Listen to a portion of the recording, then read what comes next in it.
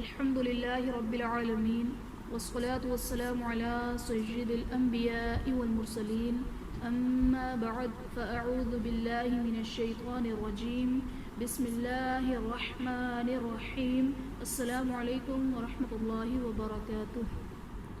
آج ہم انشاءاللہ عز و جل سورۃ البقرہ کی آیت نمبر 35 سے لے کر 37 تک کی تلاوت کریں گے اور انشاءاللہ عز و جل ان آیات کے قواعد سیکھیں گے۔ تو آئیے سبق شروع کرتے ہیں۔ اعوذ باللہ من الشیطان الرجیم، بسم اللہ الرحمن الرحیم۔ وَقُلْنَا يَا آدَمُ اسْكُنْ أَنْتَ وَزَوْجُكَ الْجَنَّةَ۔ وَقُلْنَا میں قاف حرف مصالیہ ہے، پر پڑھا جائے گا، الف سے پہلے زبر ہے، الف مدہ کا قاعدہ۔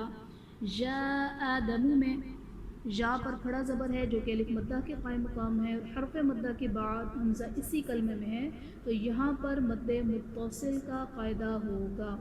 یا آدم اسکن انت میں نون ساکن کے بعد حروف حلقی میں سے حمزہ ہے تو یہاں پر اظہار کا قاعدہ ہوگا، یعنی نون ساکن میں ہم غنہ نہیں کریں گے۔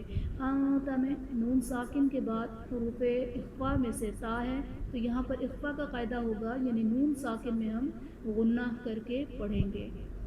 جنہ میں نون مشدد ہے تو یہاں پر غنہ کریں گے۔ وَزَوْجُكَ الْجَنَّةَ وَكُلَا مِنْهَا رَغَدًا حَيْثُ شِئْتُمَا وَلَا تَقْرَبَا هَٰذِهِ الشَّجَرَةَ فَتَكُونَا مِنَ الظَّالِمِينَ۔ رَغَدًا حیث میں غین حرف مصالیہ ہے، پر پڑھا جائے گا، دال پر دو زبر کی تنوین، تنوین کے بعد حروف حلقی میں سے حا ہے تو یہاں پر اظہار کا قاعدہ ہوگا، یعنی تنوین میں ہم غنہ نہیں کریں گے۔ شئتما میں حمزہ ساکنہ ہے، جھٹکا دے کر پڑھیں گے۔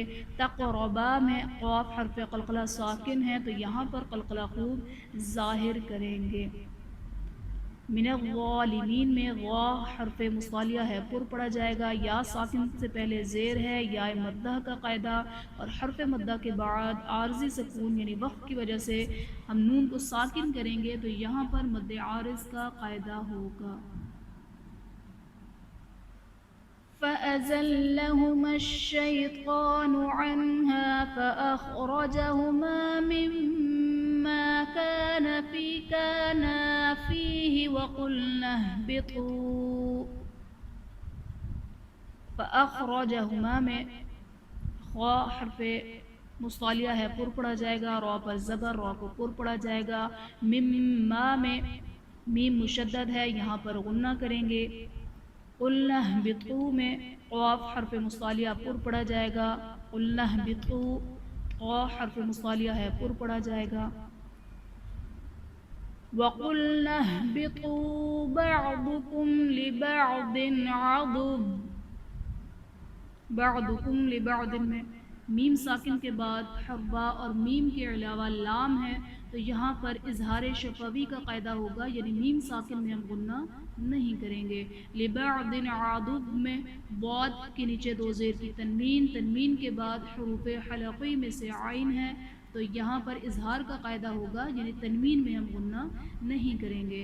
عدو وقف کی صورت میں اگر کوئی بھی حرف مشدد ہے تو وہاں پر ہم تشدید کو باقی رکھیں گے لیکن حرکت کو ختم کر دیں گے، اور دو پیش کی تنوین وقف کی صورت میں ساکن ہو جاتی ہے۔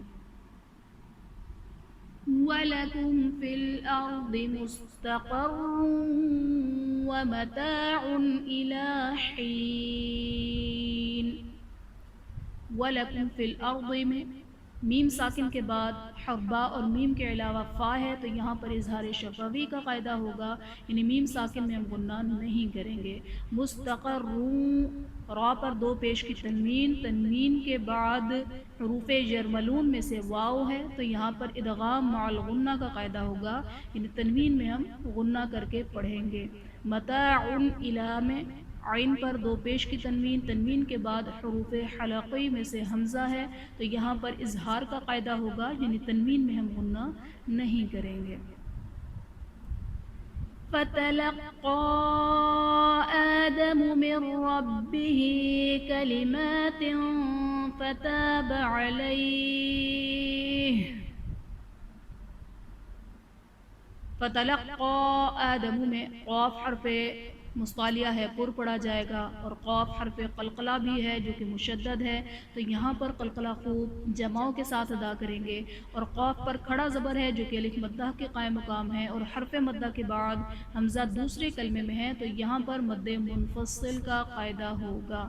مِن رَّبِّهِ میں نون ساکن کے بعد حروف یرملون میں سے را ہے تو یہاں پر ادغام بلا غنہ کا قاعدہ ہوگا، یعنی نون ساکن میں ہم غنہ نہیں کریں گے۔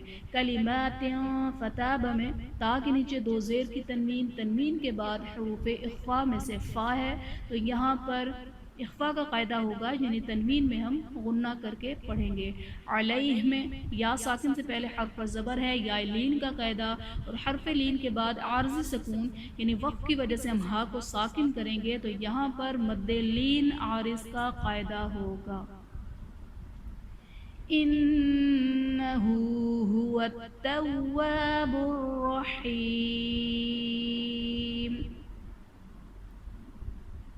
بسم الله الرحمن الرحيم۔ وقلنا يا آدم اسكن أنت وزوجك الجنة وكلا منها رغدا حيث شئتما ولا تقربا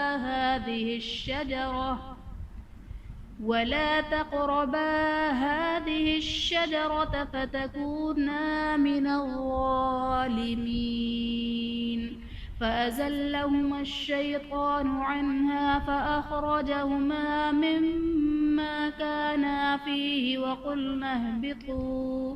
وقلنا اهبطوا بعضكم لبعض عدو وَلَكُمْ فِي الْأَرْضِ مُسْتَقَرٌّ وَمَتَاعٌ إِلَى حِينٍ۔ فَتَلَقَّى آدَمُ مِن رَّبِّهِ كَلِمَاتٍ فَتَابَ عَلَيْهِ إِنَّهُ هُوَ التَّوَّابُ الرَّحِيمُ۔ آمنت باللہ صدق اللہ العظیم۔